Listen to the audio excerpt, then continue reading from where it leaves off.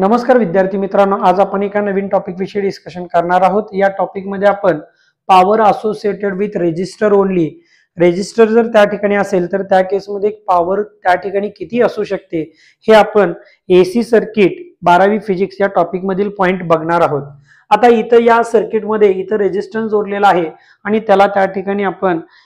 AC voltage provide केलेला आहे। आता ज्या वेळेला फक्त रेजिस्टन्स असेल त्या केस मध्ये आपल्याला काही माहिती असतं, तर ॲज वी नो दॅट काय माहिती आहे बघा,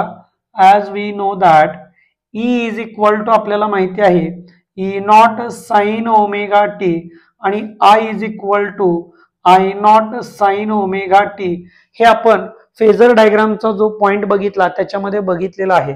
आपल्याला पॉवर पाहिजे म्हणून आपण काय म्हणू शकतो बघा, power is equal to, power काय असते तर व्होल्टेज इंटू करंट, पण या केस मध्ये आपल्याकडे काय आहे ईएमएफ इंटू करंट। हेच जी पॉवर आहे ती पॉवर आपण कशी लिहितो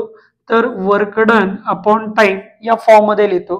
हे जर आपण या ठिकाणी पुट केलं, ई आणि आय च्या व्हॅल्यू या जर पुट केल्या तर काय लिहिता येईल बघा, dw/dt is equal to E into I E not sine omega T I not sine omega T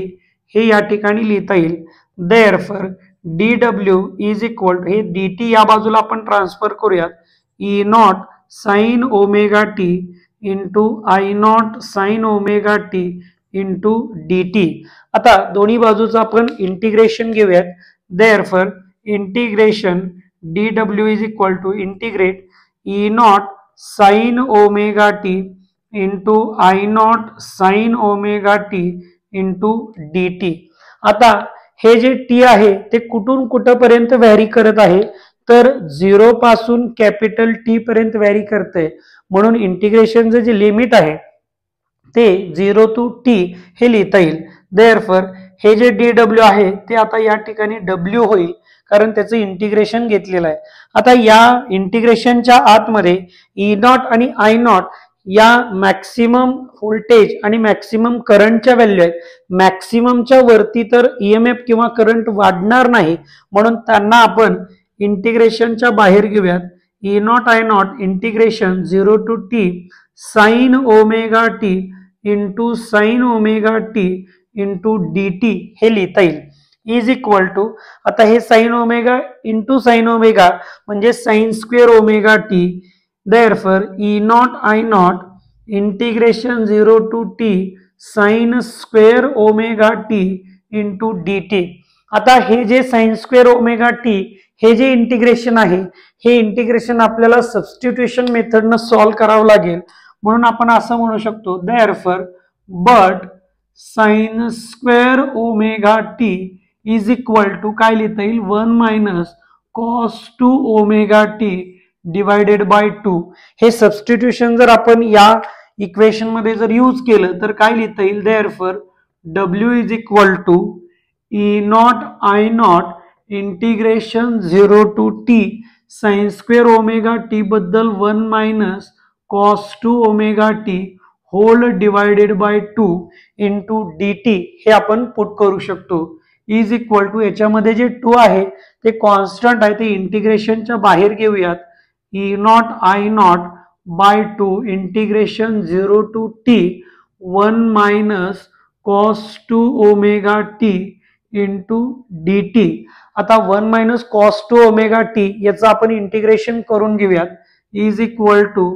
E not I not by 2 1 into dt, याचं इंटिग्रेशन काय होणार आहे टी होईल बरोबर, मायनस आता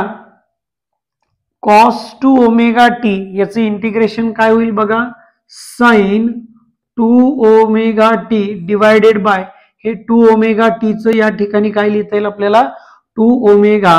and limit from 0 to T लिहिता येईल is equal to, आता जे लिमिट आहे ते लिमिट या ठिकाणी आपण देऊयात। टी बद्दल एकदा capital T upper limit minus lower limit means T minus 0 sine 2 omega T upon 2 omega, याच्यामधलं जे 2 ओमेगा आहे त्याला आपण बाहेर घेऊयात। आतमध्ये काय राहत आहे sine 2 omega T sine 2 omega capital T minus sine 2 omega into 0 हे आपल्याला पुट करता येईल is equal to E not I not by 2 इथं काय राहील बघा टी मायनस 0 म्हणजे टी राहिलं मायनस आता इथं ओमेगा जो आहे तो आपल्याला माहिती आहे 2 पाय बाय टी ही व्हॅल्यू इथं पुट करूयात 1/2 into 2 pi by T into bracket sine 2 into 2 pi by T into T minus sine आता 2 pi by T into 0 okay म्हणजे इथं फक्त आपण ओमेगाची व्हॅल्यू पुट केलेली आहे is equal to E not I not by 2 into bracket T minus इथं काय राहील बघा हे जे टी आहे ते वरती जाईल T divided bye 4 pi into bracket या टी ला हा टी कॅन्सल झाला साइन 2 इंटू 2 पाय म्हणजे साइन 4 पाय आणि हे 0 म्हणजे या ठिकाणी काय राहील बघा साइन 4 पाय मायनस साइन 0 ही व्हॅल्यू इथं राहिली is equal to E not I not by 2 into bracket T minus आता हे टी डिवायडेड बाय 4 पाय जसंच्या तसं इंटू साइन 4 पाय ची व्हॅल्यू आहे 0 आणि साइन 0 ची व्हॅल्यू सुद्धा आहे 0 म्हणजे 0 मायनस 0 या ठिकाणी काय राहील 0 म्हणजे इथं आपल्याला आन्सर काय भेटेल बघा E not I not by 2 into T कारण हे टी बाय 4 इंटू 0 याची व्हॅल्यू या ठिकाणी काय होणार आहे 0 होणार आहे म्हणजे डब्ल्यू जो आहे तो इथं आपल्याला किती भेटलेला आहे E not I not by 2 into T आता आपल्याला पॉवर पाहिजे म्हणून power is equal to work done upon time आता वर्क डन जे आहे ते इथं आपल्याला भेटलेलं आहे E not I not by 2 into T and whole divided by हे टी इकडच्या टी ला हे टी त्या ठिकाणी कॅन्सल होईल राहतंय काय बघा E not I not by 2 म्हणजे पॉवर आपल्याला या ठिकाणी किती भेटली